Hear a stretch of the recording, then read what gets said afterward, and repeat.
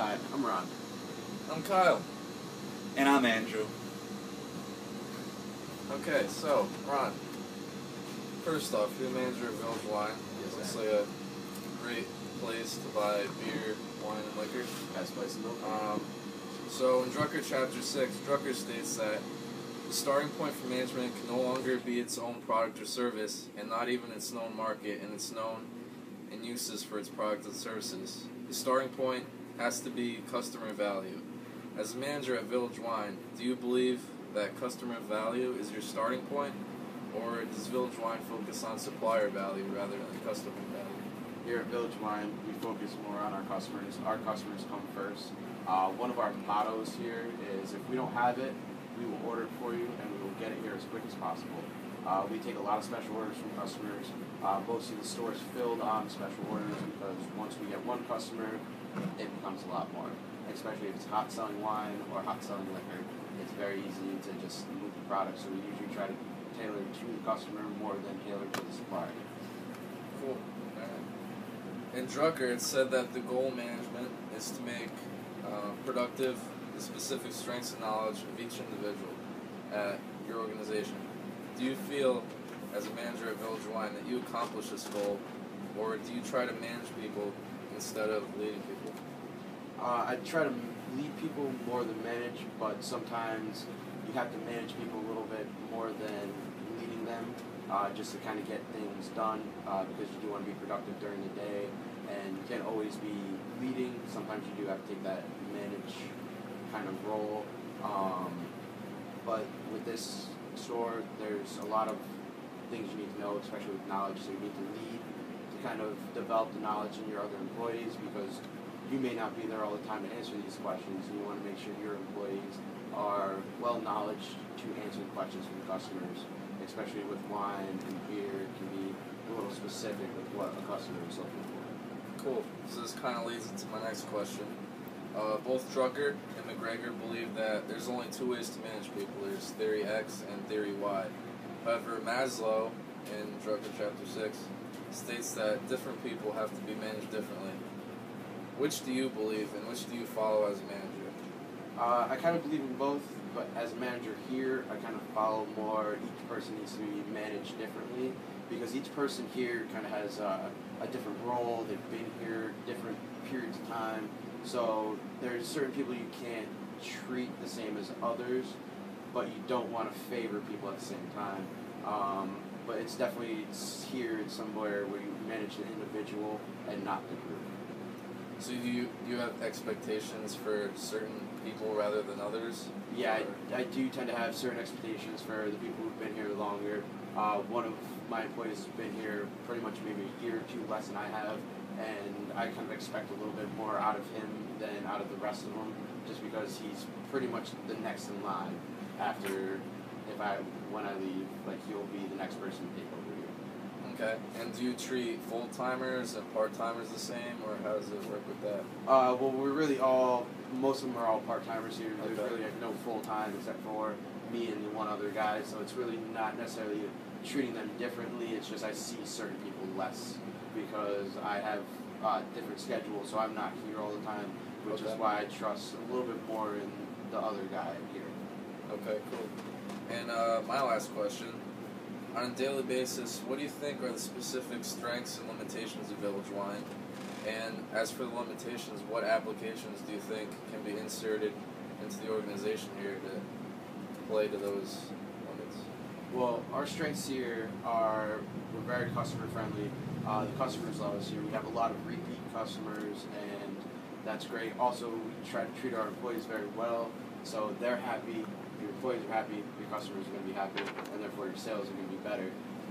But limitations here, really, our limitation is our size of the building. With recent laws passed in Connecticut, the mom and pop liquor store is slowly kind of moving out. But to kind of make up for that, we have a great location where we are.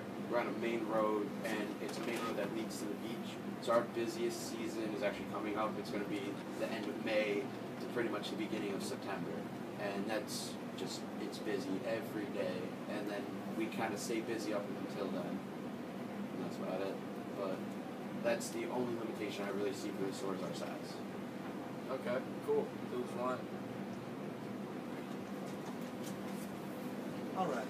So, Ronald, as the manager, what do you believe your roles and responsibilities are?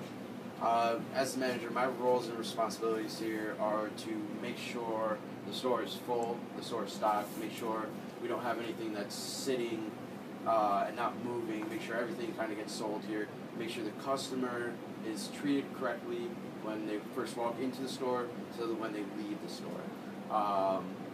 Make sure everything's accomplished that the owner wants done every day, make sure my employees are happy, and like I said, make sure my customers are happy. From the manager's perspective, how do you believe the business is being run? What flaws do you see in the current owner's method of running his business? Honestly, there aren't many flaws in his method. It's actually a very successful method. This is one of 3 liquor stores he owns, plus he owns a bunch of real estate elsewhere. So as a businessman, he's very successful, and there's very few flaws. I will say one of the flaws here is it's a little.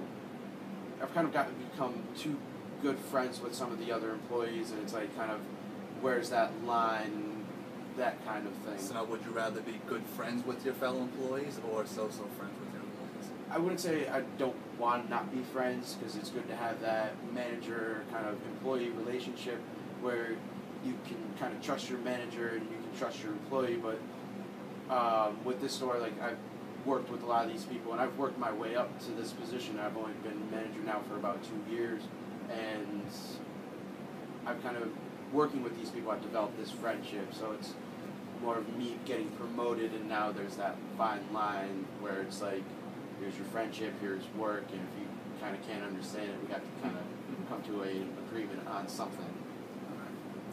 And my last question is, if you were the owner, what would you do differently? Like I said, do you see the owner doing anything wrong while running his business? I don't really see the owner doing anything wrong. I mean, he's been successful for 20 years now, and when he came into this business, he gave himself a 20-year limit.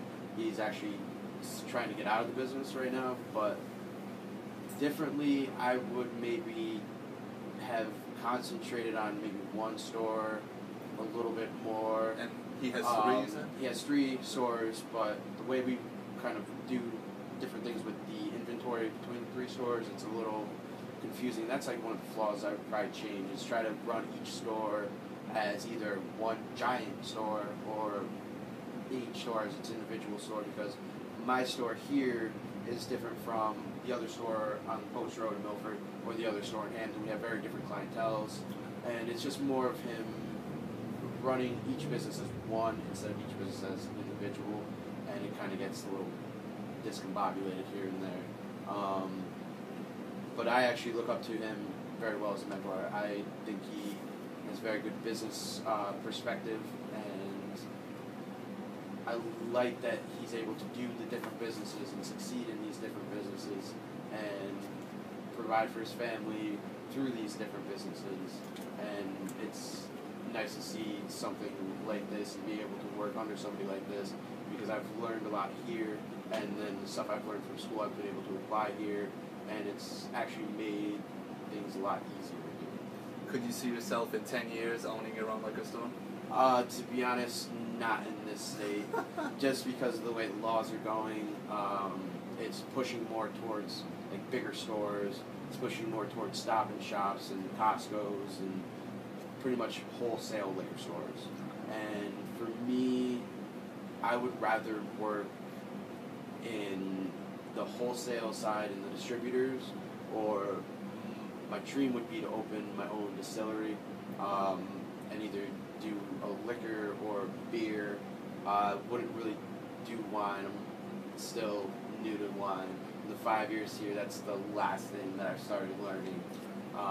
But beer and liquor, it's a different market. It's a little easier to sell, and you don't really need to be from a certain region to have a very good name with these different products. Well, Ronald, thank you for your time. Thank you.